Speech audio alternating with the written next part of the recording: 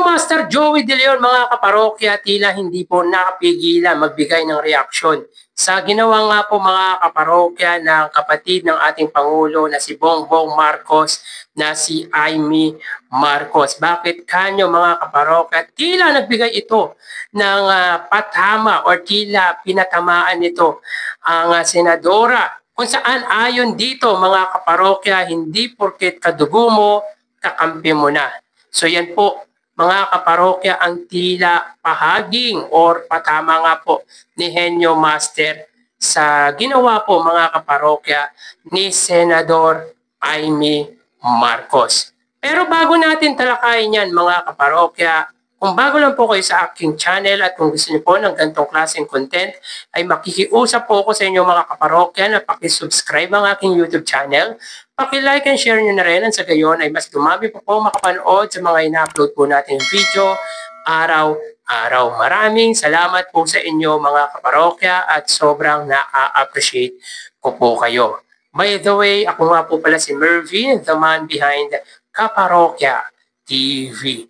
So yun nga po mga kaparokya, alam naman po natin at kilala naman po natin na si Henyo Master ay sobrang likod po ng kaisipan, lalo na pag mag-deliver po ito ng message na kung saan ay double meaning. Yan ang isa sa talagang pinabibilban po natin kay Henyo Master Joey De Leon. Yun nga po mga kaparokya, tila may pahagi nga po ito sa ginawa nga po mga kaparokya ng kapatid ni Pangulong Bongbong Marcos na si Senadora Amy Marcos, na kung saan mga kaparokya ay binahiya ng senadora ang ating Pangulo sa milyong-milyong tao na sinagawang rally nga po ng Iglesia ni Cristo nitong nagdaang Martes. So yun nga po mga kaparokya, ayon sa write-ups ng Celebrity Baza PH na may 362,000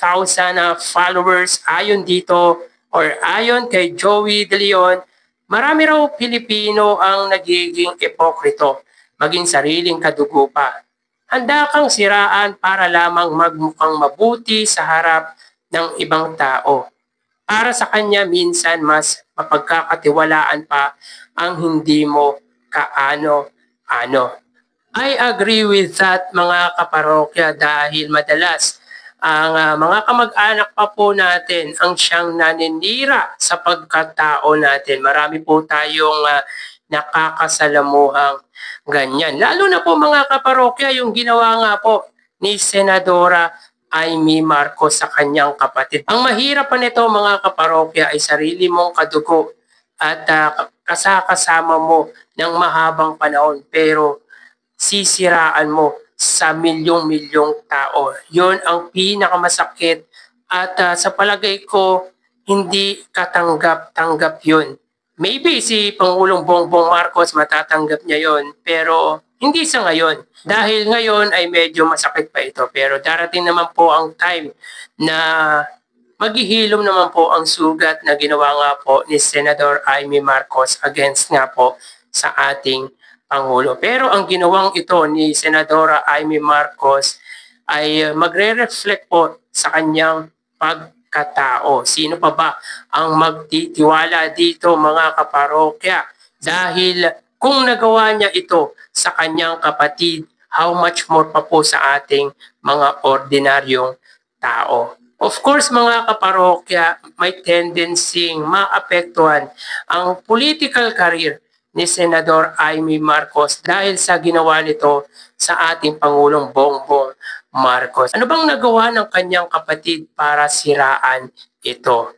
Ako mga kaparokya, politika ang dahilan kung bakit nagawa nitong siraan ang kapatid, ang sariling kapatid sa milyong-milyong tao. Kasi mga kaparokya, para sa akin, hindi po gawain ng matinong tao ang siraan mo ang sarili mong kadugo, ang sarili mong kapatid. Madalas mga kaparokya, tulad ng sinasabi po natin, tayo pa po mismo ang unang haharap kapag nakikita po natin na ang kapatid po natin ay inaagrabiyado ng ibang tao. Ngunit at subalit, iba ang ginawa nga po ni Senador Amy Marcos. So tuloy po natin mga kaparokya, kaya't nananatili raw ang kanyang tiwala sa Senado, lalo na sa kumpadre niyang si Soto. Si Tito Soto po ang pinatutungkulan dito ni Joey De Leon. Hinimok niya ito ipagpatuloy ang trabaho dahil anya lalabas din ang katotohanan. Dagdag pa niya, wag na lang magpaapekto or wag na lang magpapaapekto sa mga walang kabuluhang salita ng iba. Actually mga parokya, sanay naman na dyan si Senador Tito Soto. At naniniwala din po ako sa sinabi ni Henyo Master na simula po ng maging Senate President si Tito Soto ay nanumbalik or kahit papaano ay nanumbalik ang tiwala ng mga tao sa Senado. So yun nga po mga parokya, ayon sa caption or ayon sa sinabi ni Joey De Leon, hindi porket kadugo mo, kakampi mo na. Minsan pa nga sila pa ang unang sisira sa pagkatao mo. Yun nga po, like what I've said mga kaparokya, si Senadora Amy Marcos ang isa sa halimbawa dito. Pero mga kaparokya, madalas yung mga kasama nga po natin, yung mga kaibigan po natin ay po pwedeng sumira sa mga katago-tago po nating sikreto. Tulad nga po mga kaparokya ng ginawa ni Anjo Iliana. Biruin nyo mga kaparokya, nakasama mo ng mahigit 2 dekada sa trabaho.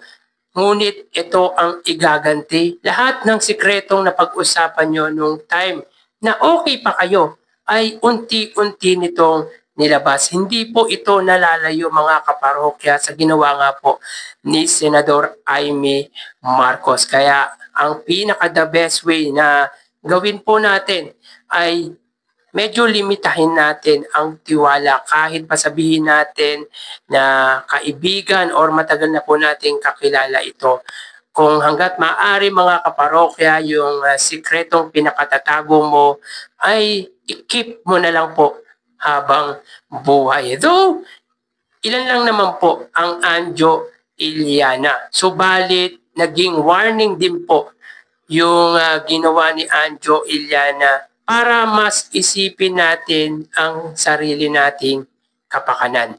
So yun nga po mga kaparokya, sobrang agree po tayo sa sinabing ito ni Henyo Master Joey De Leon na tila patama mga kaparokya sa very controversial na si Senadora Amy Marcos. Dahil para sa akin mga kaparokya, hindi po talaga katanggap-tanggap yun, lalo na sa buhay pamilya, sa magkakapatid, sapagkat ito yung inaasahan mong kakampi mo, pero ito pa po pala ang unang sisira sa iyo.